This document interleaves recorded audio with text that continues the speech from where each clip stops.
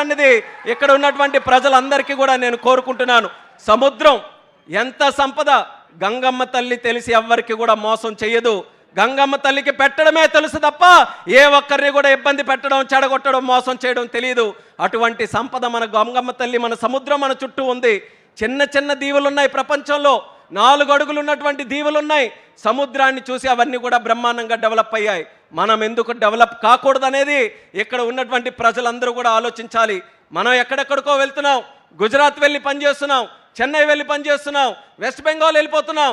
కానీ ఇక్కడే మనం పోర్టులు ఏర్పాటు చేసుకోవాలి, హార్బర్లు ఏర్పాటు చేసుకోవాలి, జట్టీలు ఏర్పాటు చేసుకోవాలి, పర్యాటక రంగం తీసుకొని రావాలి, పరిశ్రమలు తీసుకొని రావాలి.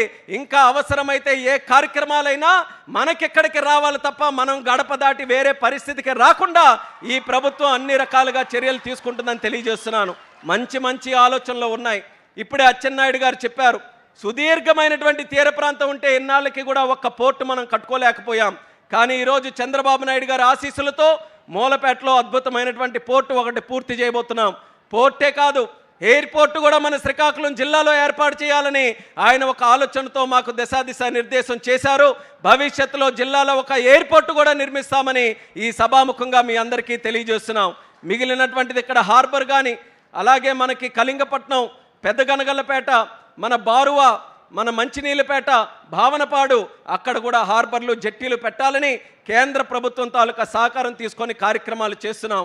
అలాగే మీకు తీర ప్రాంతం నుంచి కోస్టల్ కారిడార్ ఒక హైవే పెట్టి మత్స్యకారులకి వాళ్ళు పెట్టుకునే చిన్న చిన్న పరిశ్రమలు కూడా ఊతమివ్వాలని చెప్పి ఒక ప్రత్యేక బీచ్ కారిడార్ కూడా చంద్రబాబు నాయుడు గారు ఆలోచించి భవిష్యత్తులో చేయబోతున్నారు. అలాగే ఇక్కడ ఉన్న ప్రజలకే చేయడం కాదు, ఎక్కడెక్కడ ఉన్న వాళ్ళందరూ కూడా ఈ తీర ప్రాంతం ఆహ్లాదకరమైనటువంటి ప్రాంతం చూడడానికి, టూరిజంను కూడా డెవలప్ చేయడానికి ఇక్కడ హోటల్స్ పెట్టడం, సర్వీస్ ఇండస్ట్రీ పెట్టడం, అది కూడా ఈరోజు చంద్రబాబు నాయుడు గారు ప్రోత్సహిస్తున్నారు. ఆయన చేస్తారు, నిధులు ఇస్తారు, కార్యక్రమాలు చేస్తారు, అవి ముందుకు నడిపించమని మా అందరికీ కూడా చెప్తారు. కానీ అవి సక్సెస్ఫుల్గా విజయవంతం కావాలనంటే ఇక్కడ స్థానికంగా ఉన్నటువంటి ప్రజలు మీరందరూ కూడా సహకరిస్తేనే తప్ప ఏ ఒక్క కార్యక్రమం కూడా మనం చేయలేం. అందుకనే మళ్ళీ మీ ద్వారా జిల్లా ప్రజలందరికీ కూడా కోరుకుంటున్నాను, గత ఇన్ని అవకాశాలు ఉన్నటువంటి శ్రీకాకుళం జిల్లా ఏం తక్కువ? మన జిల్లాకి తీర ప్రాంతం ఉంది, గిరిజన కొండల ప్రాంతం ఉంది, గనులు ఉన్నాయి, అలాగే బ్రహ్మాండమైనటువంటి నదులు ఉన్నాయి. అన్నిటికంటే లాయల్గా కష్టపడినటువంటి వ్యక్తులు ఎక్కడ ఉన్నారనంటే అది మన శ్రీకాకుళం జిల్లాలోనే ఉన్నారు.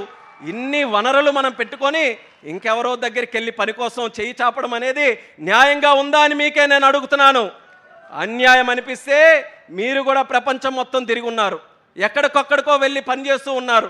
గుజరాత్లో ఉన్న పోర్టుల దగ్గర పనిచేశారు, మంచి మంచి అవకాశాలు అక్కడ చూశారు. ఆ అవకాశాలు ఇక్కడ ఎందుకు పెట్టకూడదు? మీరెందుకు పెట్టకూడదు? మీకు కావలసినటువంటి ఆర్థిక సాయం ఒక లోన్ రూపంలోనైనా, ల్యాండ్ రూపంలోనైనా అవన్నీ కూడా ఇవ్వడానికి ప్రభుత్వం తరపున మేము సిద్ధంగా ఉన్నాం.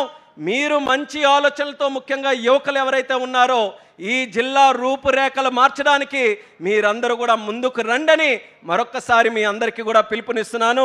శ్రీకాకుళం జిల్లా నుంచి వలసలు వెళ్ళడం కాదు, పని వెతుక్కొని వలసలు వచ్చే జిల్లాగా ఇక్కడికి తయారు చేయడానికి అందరం కూడా కంకణబద్దులై కృషి చేద్దాం. ఈరోజు ఒక మంచి అవకాశం కేంద్ర మంత్రిగా నాకుంది, ప్రధానమంత్రి గారి ఆశీర్వాదం ఉంది, చంద్రబాబు నాయుడు గారి తాలూకు ఆశీర్వాదం ఉంది. మనం చేయాల్సింది ఆలోచించాలి. మంచి ఆలోచనలు వాళ్ళు ముందుకు పెడితే సహకారం మనకు వస్తుంది. మనం జిల్లాలో మంచి మంచి కార్యక్రమాలు చేయొచ్చు. పాజిటివ్గా ఆలోచించమని ప్రతి ఒక్కరికి కూడా ఈ సందర్భంగా కోరుకుంటూ, మత్స్యకారుల గురించి ఒక చరిత్ర చెప్పాలనంటే, మత్స్యకారులకి తెలుగుదేశం పార్టీ ఆ రోజు మత్స్యకార గ్రామాల్లో వెలుగులు చూడాలనంటే లైట్ హౌస్ తప్ప ఎక్కడ కూడా ఒక బుడ్డి ఉండేది కాదు, లైట్ ఉండేది కాదు. అటువంటిది మత్స్యకార గ్రామాల్లో ఇంటింటిలో కూడా వెలుగులు నింపినటువంటిది తెలుగుదేశం పార్టీ ప్రభుత్వం. దానికి కూడా చరిత్ర తీస్తే మొట్టమొదట పునాది వేసింది స్వర్గీయ నందమూరి తారక రామారావు గారని కూడా తెలియజేస్తున్నాను. ఇసుక దెబ్బలుగా ఉన్నటువంటి మత్స్యకార గ్రామాల్లో వెలుగులు తీసుకొని వచ్చారు. అంచెలంచెలుగా మన తెలుగుదేశం పార్టీ కూటమి ప్రభుత్వం చేసినటువంటి కార్యక్రమాలతో ఆ వెలుగులు ఇంటి నుంచి మీ గుండెల వరకు కూడా తీసుకొని వచ్చాం. గతంలో ఆ వెలుగులన్నీ కూడా ఆపే ప్రయత్నం చేశారు. మళ్ళీ చంద్రబాబు నాయుడు గారు మత్స్యకారులందరినీ కూడా మళ్ళీ జీవం పోయాలి, మత్స్యకార గ్రామాలు మళ్ళీ వెలుగులోకి తీసుకొని రావాలని ఈరోజు బ్రహ్మాండంగా కార్యక్రమాలు చేస్తున్నారు. ఆయనకి భగవంతుడు మరి 10 కాలాల పాటు కూడా అటువంటి ఆయురారోగ్యాలతో మన అందరికీ కూడా మంచి సంకల్పంతో ముందుకు నడిపించేటటువంటి శక్తిని ఆయనకి ఇవ్వాలని, ఆయన ఆలోచన ప్రతి ఒక్కటి కూడా సక్సెస్ఫుల్గా కావాలని ఆ భగవంతుడికి, గంగమ్మ తల్లికి కోరుకుంటూ బుడగట్లపాలెం ప్రజలు అందరికీ కూడా నా శుభాకాంక్షలు తెలియజేసుకుంటున్నాను. ఈ కార్యక్రమం మత్స్యకార గ్రామాలనంటే 1000 గ్రామాలు ఉన్నాయి ఇచ్చాపురం నుంచి చూసుకుంటే. ఈ ప్రోగ్రాం ఎక్కడైనా పెట్టొచ్చు, కానీ ఆయన గుండెల్లో ఒకే ఒక పేరు వచ్చింది, బుడగట్లపాలెంలోనే పెడదాం.